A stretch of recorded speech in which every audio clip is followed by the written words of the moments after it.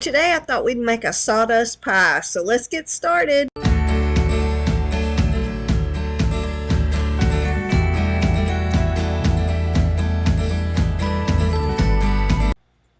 thought I'd show you guys really quickly how to make a pie shell.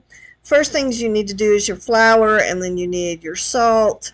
And then, of course, you want to mix those together because you don't want any of the salt sitting in one spot. Then you're going to take a little bit of Crisco, and you want to do little pea-sized portions of it. So you try to get it in the flour small to begin with, but then you just need to break it up into your flour as small a pieces as you possibly can. It makes it a lot easier to make it as you go. The next thing you want to do while you're trying to make your pie shell is slowly start adding tablespoons of water to your flour, Crisco, and salt mix. And you just want to slowly incorporate it in. You'll see here I'm starting out with a fork, and I'm just kind of working the water in and trying to get my dough to be a little bit more incorporated and come together for an actual pie shell. And you just keep working with it, adding your water and mixing it with your fork. And then I usually eventually like to start working with my hands, just to kind of bring it together. I think it kind of warms up the Crisco. I could be very wrong on that, but I just keep working with it until it comes together in a nice single ball like this. Alright, so I've learned that using parchment paper seems to be the best with working with pie dough. You can use saran wrap or use flour on your rolling pin, but parchment paper just seems to work better for us. It does take a little bit more work and it's a little more slippy, but you do still get the same great result without having it stuck all to your rolling pin and such as that. So once you get it to the size you're looking for, then I just lay my pie plate out on it and make sure that it is the right size, and then just move your pie shell onto it, which you see mine didn't roll over as nicely as I wanted to. There's some great videos out there, I'm sure, of how to make some really good homemade pie shells, but I'm still a work in progress, so this is what a work in progress pie shell looks like. Then you just roll down the edges to make it as pretty as you possibly can, and make sure that it's laid down in your pie shell really well. Just kind of trying to make the edges look as pretty as possible. Once you get it looking the way you want it to, just take a fork and you want to poke holes in the pie shell. That way, as it's cooking, there's not any air bubbles that get caught in the dough and put a great big air bubble in your pie shell.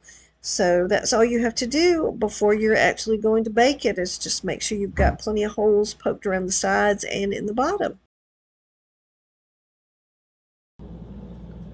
So we have our beautiful pie shell sitting over here waiting for us. And now we're going to make the filling. So the first thing that we really want to do is get our egg whites out of our eggs. So I've kind of let mine sit room temperature. We can see it's really hot here in Georgia. So my poor eggs have been sitting here condensating. And I just have an egg separator. There's a lot of people who do this by hand, and I just don't care to do that. So I'm going to do these with my little egg separator. And I just have a little bowl here that the egg separator sits on.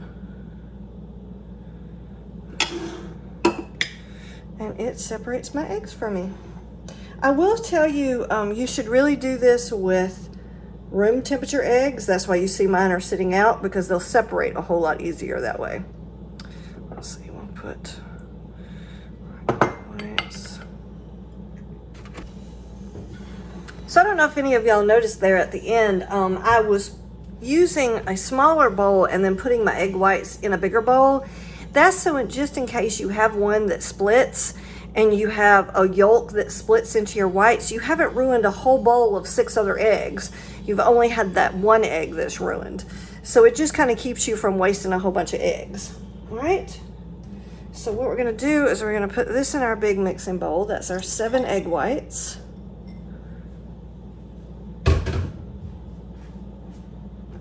And then we want 1.5 cups sugar.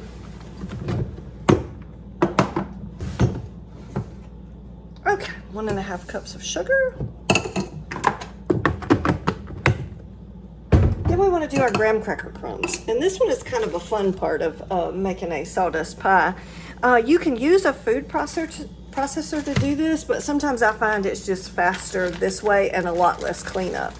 So I'm going to I just have regular plain old original graham crackers. If you want to make your pie taste a little bit more unique, they have different flavors of graham crackers, but I just stuck with original because this is a gift for someone.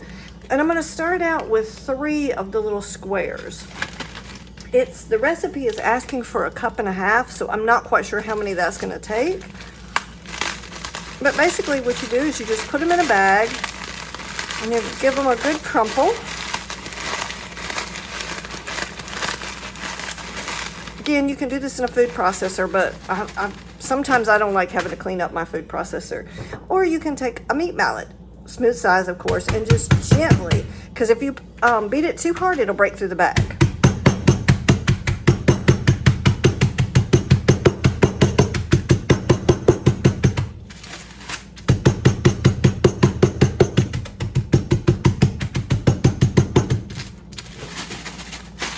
And it doesn't have to be perfect.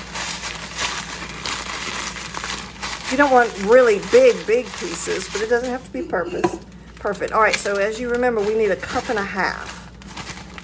Yep, we have 1.5 cups, and we're going to pour that in. All right, and then we need pecans. So I bought some chopped pecans. They're cheaper if you buy them chopped, by the way. And you can pretty much use any brand you want to. All right, and then we need 1.5 cups of these.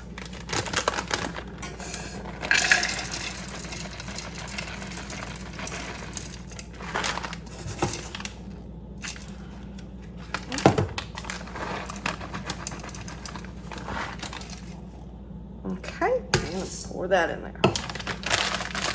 All right, last but not least, we want our coconut.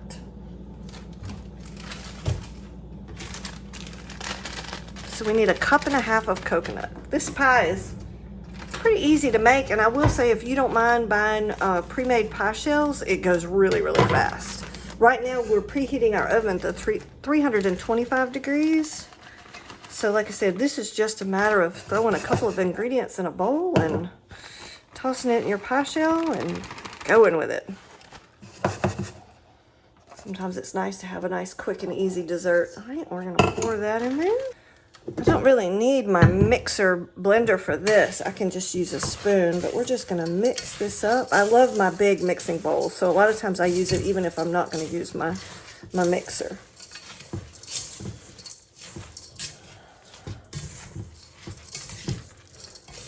Okay, I wanna get that all mixed up really good. Ooh, I see some of my sugar is sticking to the bottom. I think I am gonna run this through my blender, my mixer, really quickly. Just to make sure everything's all mixed up.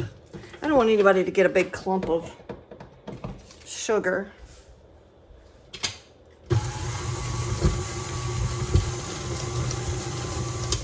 All right, I think we got that mixed up real good. Let's take a look.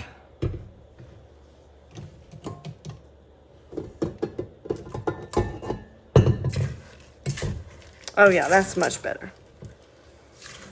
Okay.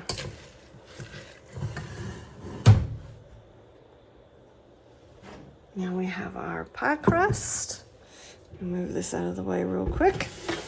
We'll clean that up in a minute. And we're just gonna pour this into our beautiful pie crust that we made. And it is unbaked because the whole pie is about to be baked.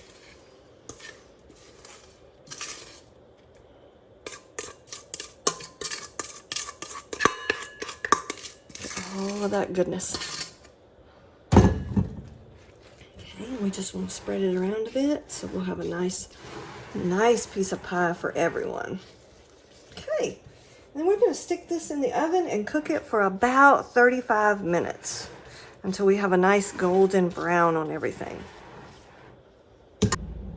Well, didn't she turn out fantastic? This is sawdust pie with a homemade pie crust. And I'm gonna let her cool for a little while, and then as I said earlier, she's a gift, So we're going to leave her just like she is. She's got a nice firm top on her, and it just turned out really, really great. Hope you like this video. Please like and subscribe, and I will continue to make great bakes for you. Catch you on the next one. I do have another channel called Karen Norwood Travel that has some nice low budget travel tips and some camping videos and things like that on it. So you might want to go check that out. Karen Norwood Travel.